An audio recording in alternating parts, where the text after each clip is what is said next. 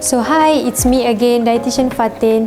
In this video, I'm going to talk about how to cut down high-fat foods.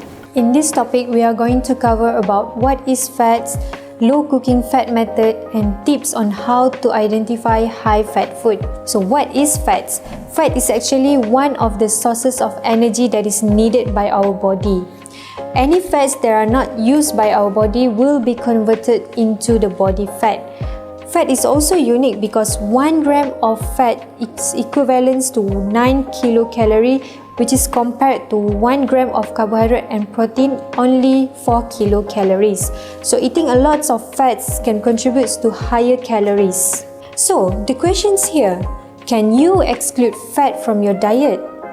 The answer is no, because fat is a very good source of energy, as I mentioned just now, and it is also a good source of essential fatty acids that is needed by our body.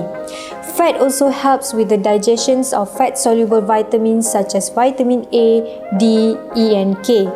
And also there are a lot of physiological functions that requires fat to perform the metabolic pathways. Also, fat function as a support organs and help to insulate our nerve from damaging. And most importantly, fat keeps our body warm.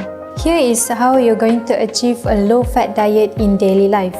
So first of all, many of us requires oil to cook, but we don't need the excess oil after we are done with the cooking. So you actually can remove the oil after you cook. As you can see in the sambal picture here, there are a lot of excess oil that you don't need actually. You can remove it by filtering them.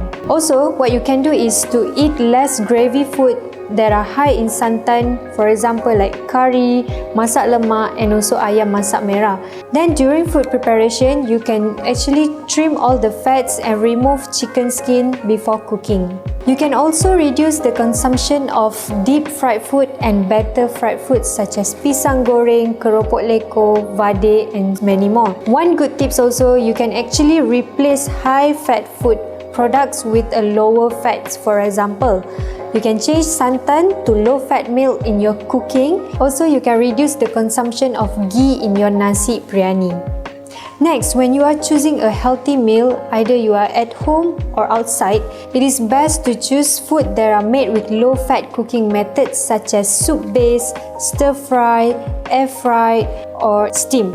This method of cooking actually has a reduced usage of oil, so it can prevent you from getting more fats. You can reduce food that are high in saturated fat such as santan, coconut oil, butter, and also reduce consumption of full cream dairy products such as ice cream and cheese. Also, it is best to reduce all the processed food such as the bakery products and fast food. You also can limit your intake of trans fatty acids. Trans fatty acid is actually man-made fats, while saturated fat is a naturally occur in our food. Trans fatty acid is produced through a process called partial hydrogenation. This is a process that changes vegetable oil into solid at room temperature. So you need to limit the usage of margarines and shortenings that are partially hydrogenated. Limit also all the foods that are made with ingredients that are partially hydrogenated, such as fast food and bakery products such as donut, kueh, and paratha. Most importantly, you need to increase your intake of omega-3 and omega-6 fatty acids. In the market, this is commonly known as evening primrose oil and fish oil. But naturally, you can also increase your consumption of omega-3 and omega-6 by eating nuts such as cashew, walnut, and seeds like chia seeds and sesame seeds. It is also recommended to consume at least 3 to 4 servings of fatty fish such as salmon, mackerel, and sardines in your diet. This can help to achieve your recommendation in a day. Most importantly, do not reuse your cooking oil more than twice, because reusing the oil more than twice can change the structure of the oil from saturated fat into trans fatty acid, which is very dangerous to your cardiovascular health. Especially avoid from purchasing deep fried food from outside food vendors, because usually they will reuse the cooking oil more than twice to save their costs. Okay, now we are on our last topic. We are going to teach you on how to identify high-fat food in the food products. So firstly, you need to know what is considered high-fat food. You can check the food label based on the 100-gram serving, as it is more standardized in all food packaging. High-fat is considered as more than 17.5 gram per 100 gram, while low-fat is considered as 3 gram per 100 gram of serving, and fat-free is considered as 0.5 gram per 100 gram. Okay, for saturated fat, you can also check the content, where high saturated fat is considered as 5 gram per 100 gram and low saturated fat is considered as 1.5 gram per 100 gram, and fat-free is equal to 0.1 gram per 100 gram. Okay, the tip here is that you must read the nutritional label to find any food that may contain trans fat. Avoid any products that are partially hydrogenated fats or oils in the ingredient list. Intake of trans fat ranging from 2.8 gram to 10 gram per day can worsen your cardiovascular health based on the studies.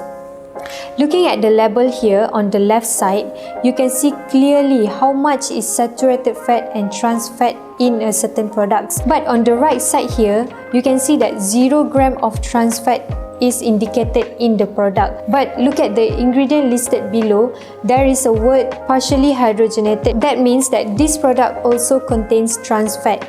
Based on the Food Labelling Act, any trans fat that is less than 0.5 gram per serving, the manufacturer can indicate the product as 0 gram of trans fat.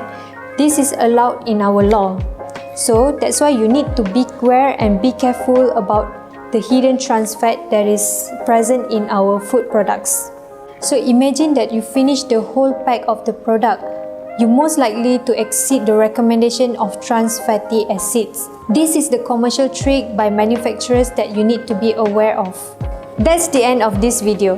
Now you know how to limit your fat intake in your daily life and tips how to recognize hidden fats in food products. So the next time you go to the supermarket for grocery shopping, read the food label more attentively. So that's all from me, Dietitian Fatin here. Bye-bye.